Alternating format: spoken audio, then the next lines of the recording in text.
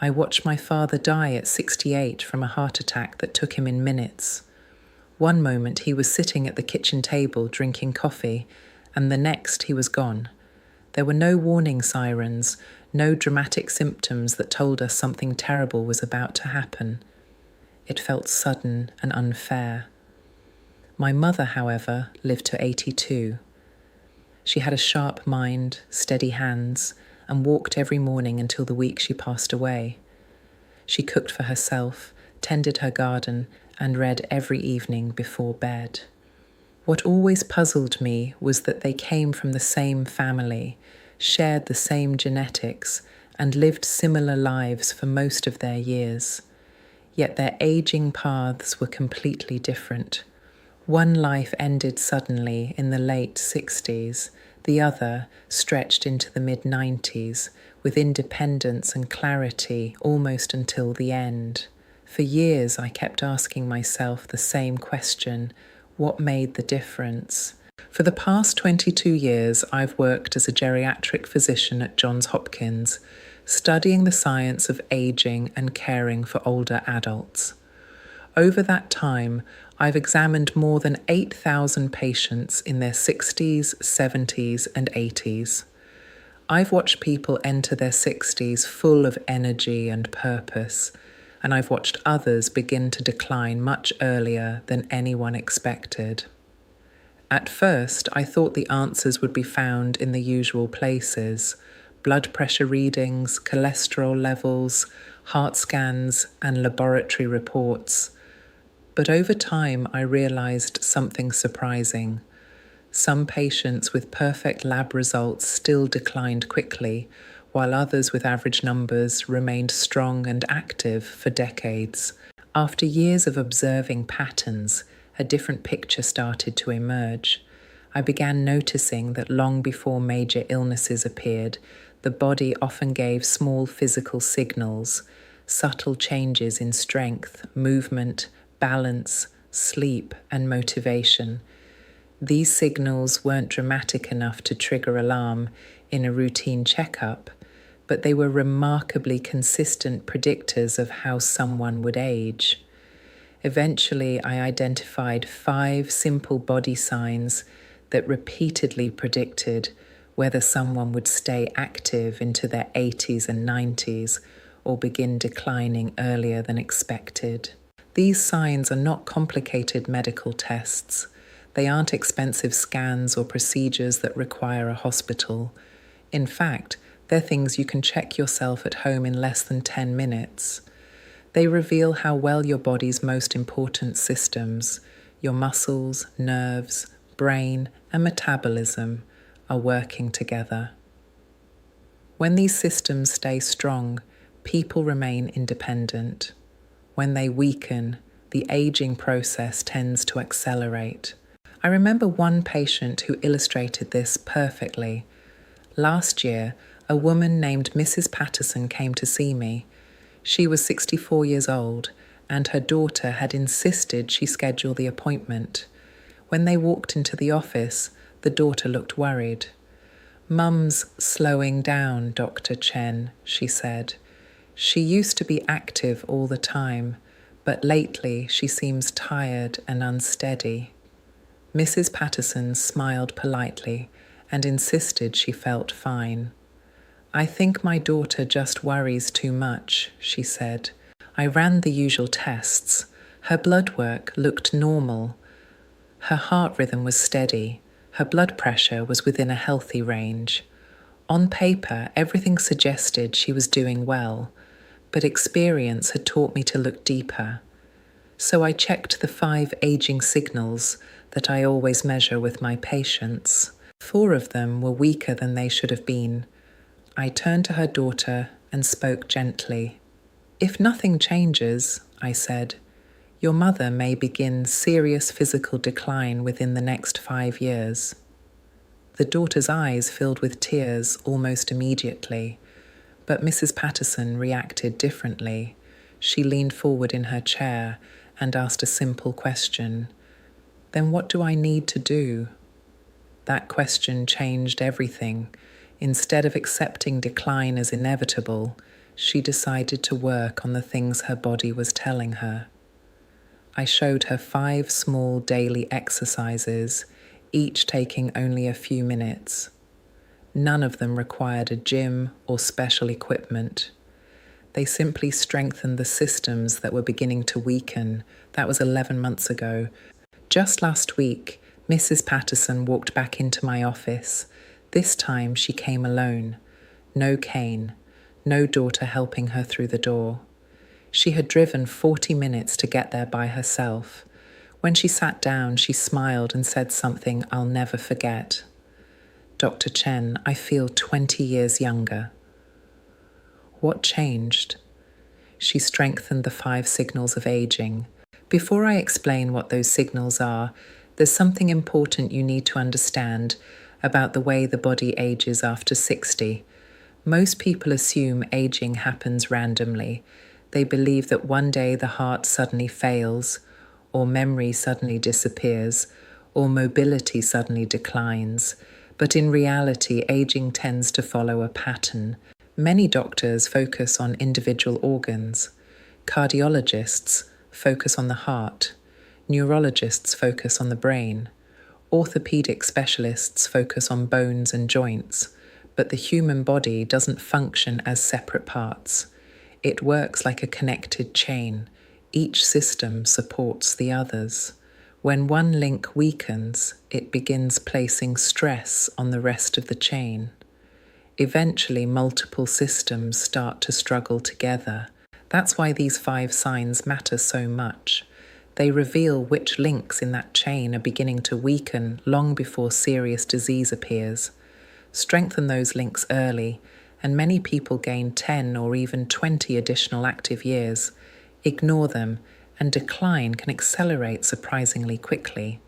I've seen patients go from living independently to needing assisted living in less than 5 years. The first sign is something incredibly simple: grip strength. At first glance, it might seem trivial. After all, what does squeezing something with your hand have to do with living longer? But research tells a different story. A long-term study from the University of Michigan followed 6,000 adults over the age of 60 for 15 years. The results were striking. Participants with weaker grip strength had 4 times the mortality rate compared with those who maintained strong grip strength. The reason is surprisingly logical. Grip strength isn't just about the hands. It reflects the condition of your entire muscular system. When overall muscle mass begins to decline, a process called sarcopenia, one of the earliest places it shows up is in the hands. If the muscles in your hands are weakening, chances are the muscles in your legs, core, and even around your organs are weakening as well. And because the heart itself is a muscle, this decline can affect cardiovascular strength too. One patient named James demonstrated this clearly. He was 66 when he first visited my clinic. He had recently retired from accounting and complained that he felt tired all the time. "I just don't seem to have the energy anymore," he told me. I asked him to squeeze my fingers as hard as he could. The pressure was barely noticeable. Then I asked him something simple. "When was the last time you opened a jar without help?" He paused and thought about it. "Probably 6 months ago," he said. "My wife usually does that now." His grip strength measurement confirmed what I suspected. It was much lower than expected for someone his age. But instead of accepting that as a permanent decline, we started with a small habit: squeezing a tennis ball for a few minutes every day. Over the next several months, his grip improved steadily, and something interesting happened. His overall energy began returning as well. The second sign is walking speed. Most people think the important question is how far someone can walk, but in aging research, speed matters far more than distance. Walking speed reflects how well several major systems work together: your heart pumping oxygen, your brain coordinating movement, and your muscles propelling your body forward. Researchers at the University of Pittsburgh studied thousands of adults and found a clear pattern.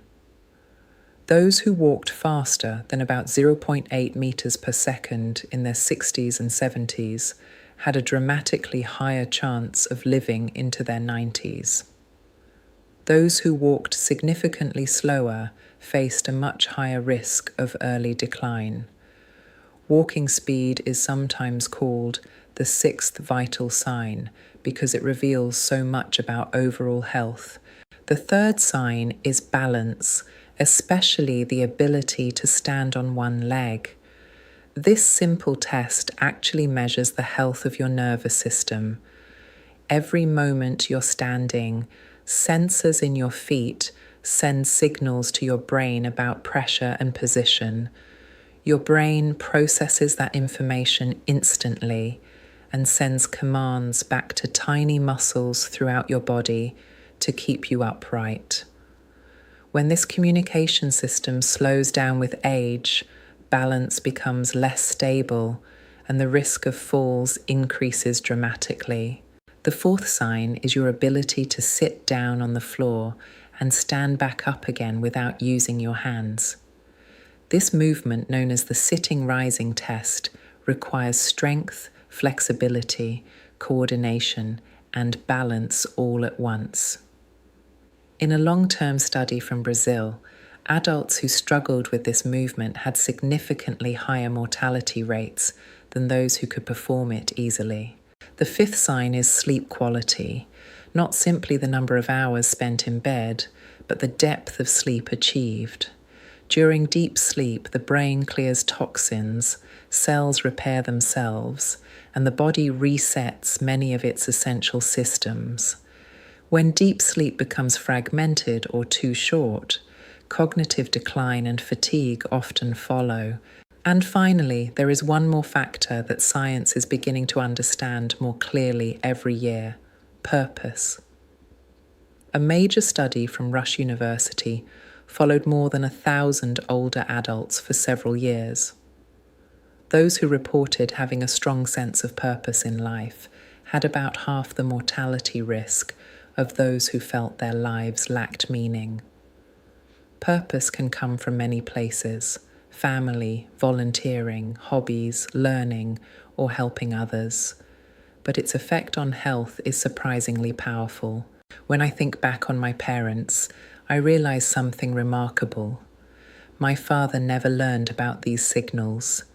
By the time his health problems appeared, it was already too late to change course. My mother, however, unknowingly practiced many of them throughout her life. She gardened daily, which kept her hands and grip strong. She walked everywhere with a quick, steady pace. She practiced yoga with friends in her community center, which maintained her balance and flexibility. She slept in a cool, dark room with no television, and perhaps most importantly, she always felt needed by her family, her neighbors, and her friends. She didn't know the science behind any of these habits. She simply lived that way. Today we understand much more about how aging works. The body constantly sends signals about its condition. Strength, movement, balance, sleep, and purpose are not random details. They are early indicators of how the entire system is functioning. The encouraging news is that each of these signals can be improved, often with small changes practiced consistently. Many people believe aging is something that simply happens to them, but the truth is that in many cases, the trajectory of aging can be guided. Your body is already sending you signals. The question is whether you'll notice them and act on them while there is still time to change the outcome.